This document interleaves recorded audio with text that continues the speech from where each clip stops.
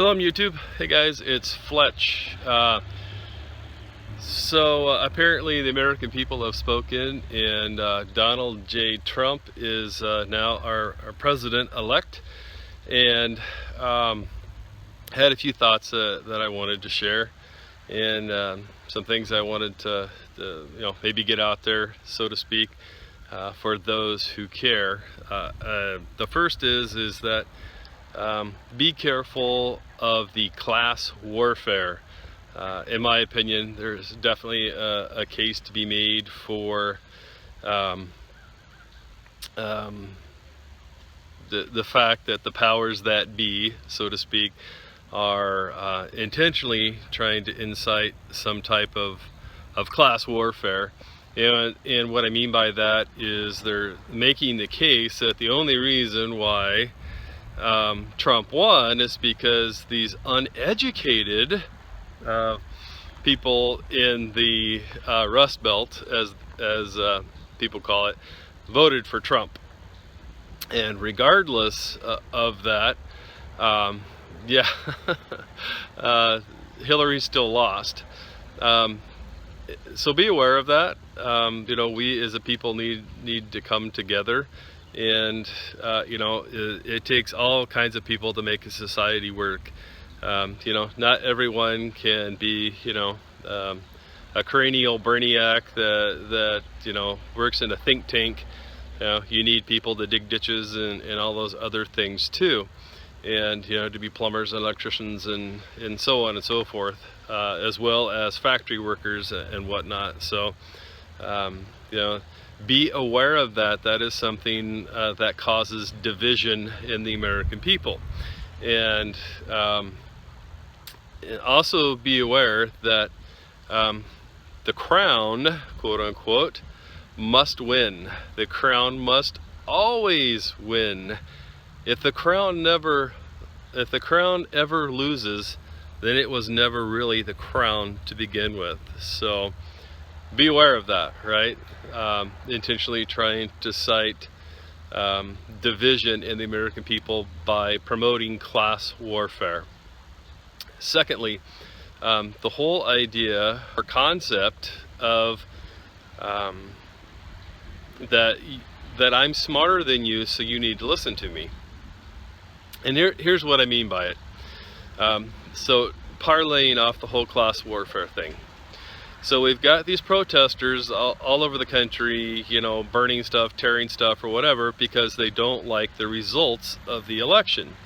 Yet, yes, there's a little bit of evidence going both ways, that there may have been some funny business in the elections, but I would say, by far that, a lot of it anyways was, towards the Democratic side rather than the Republican. But yes, there were some going both ways. If you do the research on it, I'm sure you can find it. Having said that, the whole idea that somehow, these, highly quote unquote educated, liberal democratic people in the world, that somehow that you're not getting the point that by calling people that enjoy and appreciate living a quiet, rural, conservative lifestyle, Christian quote-unquote values, when you call those people misogynist, misogyn, however you pronunciate that word where you live or you think it's supposed to be said, calling them sexist, calling them homophobe, xenophobic, Islamophobic, and all of those things, you keep calling people all of those names, and then you wonder why, when they do the polling, that people aren't honest and tell you how they really feel, because they're playing your game. They're playing your game, and you got burnt by it. So that's one point. And the second is that, hello, wake up, Bueller. When are you going to get the point? So the point is that by yelling even louder, calling people misogynist and sexist and racist and all those other and whatnot, yelling that at them even louder and calling that even more, rather than perhaps taking a step back and going, oh, well, maybe we might be a little bit wrong here too.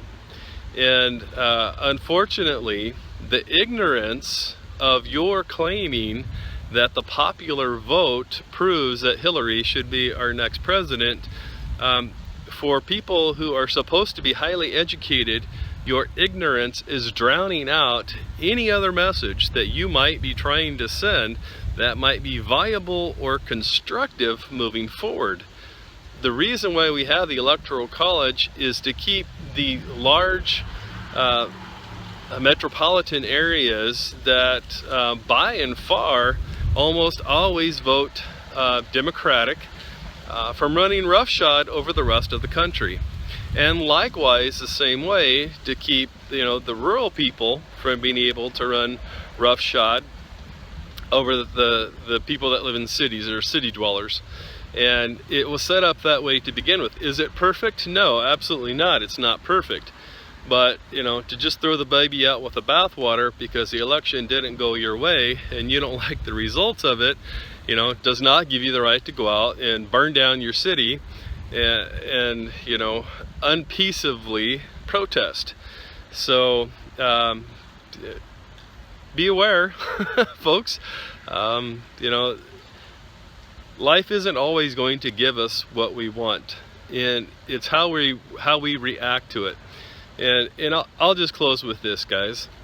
In 2008 and 2012, did we see the religious right out, you know, the quote-unquote dangerous gun owners and all that? Were they all out in the streets burning down stuff and protesting? Nope.